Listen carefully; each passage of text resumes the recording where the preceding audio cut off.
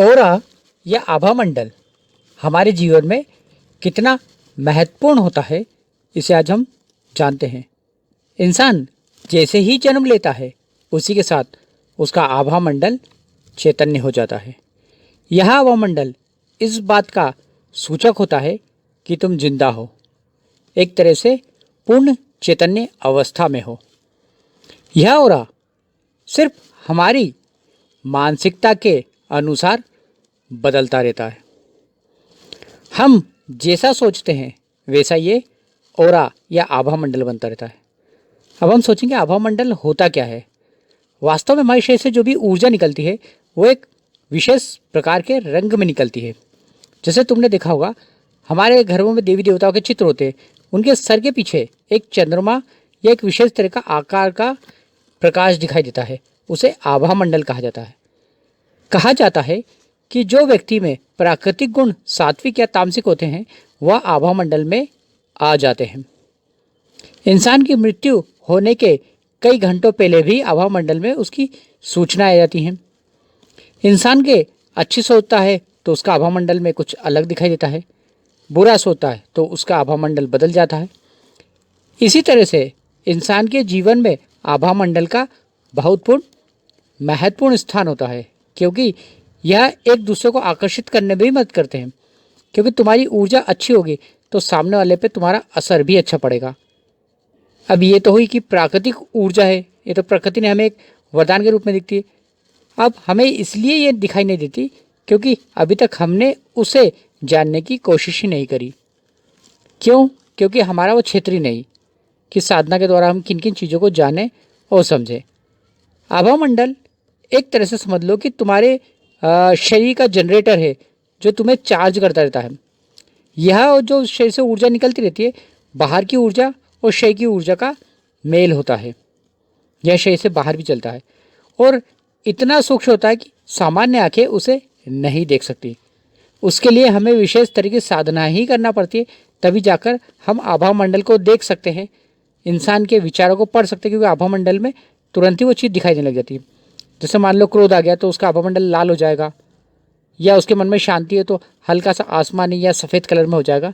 इसी तरह से उसकी कामुकता हुई तो ब्लू कलर्स में चला जाता है, थोड़ा सा डार्क ब्लू हो जाता है। तो यहीं से उसकी चीज़ और एक चॉकलेटी और लाल कलर में भी थोड़ा सा मान्यता होती है कि इससे काम वासना का रूप दिखता है। अब ये हम अभ्यास के द्वारा कैसे बढ़ाएं? इसके लिए साधनाएं करना चाहिए। साधना करने से जो प्राकृतिक हमें शक्ति मिली है उसी शक्ति को हम 1000 गुना ज़्यादा बढ़ा सकते हैं। इसमें त्राटक हो गया, हठ योग हो गया, मंत्र शक्ति हो गई। ये शक्तियाँ हमारे आभा मंडल को बढ़ाने में अत्यधिक मदद करती हैं। क्योंकि हम क्या करते हैं, त्राटक के द्वारा जो भी शक्ति लेते वो शरीर में भर लेते हैं। अब शरीर में जब भरेगी तो जब भरती रहेगी तो एक समय बाद ये शरीर से बाहर निकलना शुरू करती है। जिस तरह से मान लो हम एक बर्तन के अंदर पानी भरते रहते हैं, तो जब तक पानी की जगह होगी उतना भरता रहेगा, उसके बाद वो बर्तन से बाहर आने लगेगा।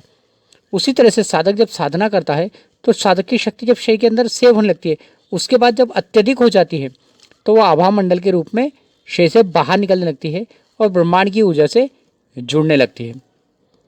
इंसान इसी ऊर्जा के द्वारा सम्मोहन या आकर्षण शक्ति का प्रयोग कर पाता है, क्योंकि ये खिंचाव करने वाली चीज़ बन जाती है, एक तरह से मैग्नेटिक तत्व के रूप में बदल जाती है। हमें ऑरा जब बढ़ता है तो ऑरा क्या करता है कि तुम्हारे चेहरे में आकर्षण का तत्व ले आता है। पर इस चीज़ का ध्यान रखना कि एक थी प्राकृतिक रूप से मिली और एक थी साधना के द्वारा विकसित करी गई।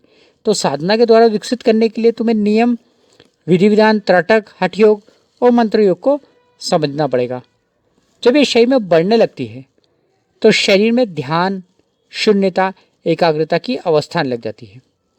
हमारा जो मूल लक्ष्य होता है वो होता है कि इस शक्ति के द्वारा समाधि लगाई जा सके, ब्रह्म ज्ञान को प्राप्त किया जा सके, आत्मज्ञान को प्राप्त किया जा सके और मोक्ष को जाना जा सके।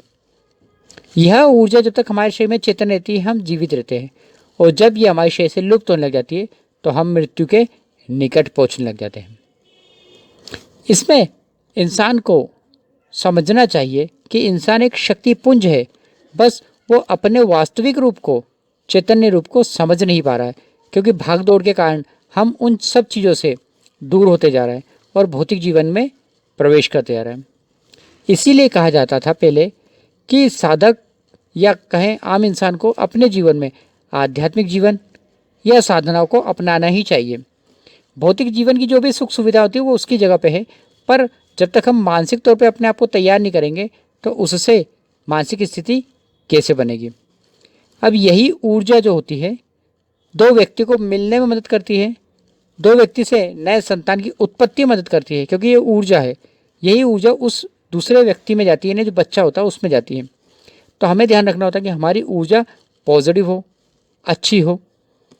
इसी के प्रभाव से हमारा व्यवसाय, दोस्तों में मित्रता, आकर्षण या दुश्मनी इसी कारण से आती है, क्योंकि हमारे जो आभा मंडल होता है उसमें चेंजेस आते रहते हैं, और जैसे जैसे चेंजेस आते रहेंगे वह परिस्थिति का निर्माण करता रहेगा। हमारी जो साधना होती है वो इसी आभा मंडल को नियंत्रण करने के आधार पे होती है, जिसे हम त्राटक साधना कहते हैं। इसलिए व्यक्ति को अगर अपने आध्यात्मिक जीवन और मानसिक शांति को पाना है तो सबसे पहले उसे साधना के जीवन में आना ही चाहिए।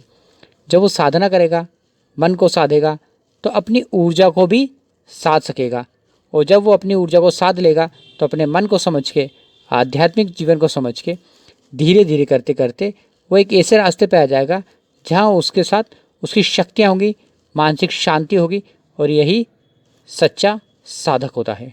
शिव ओम।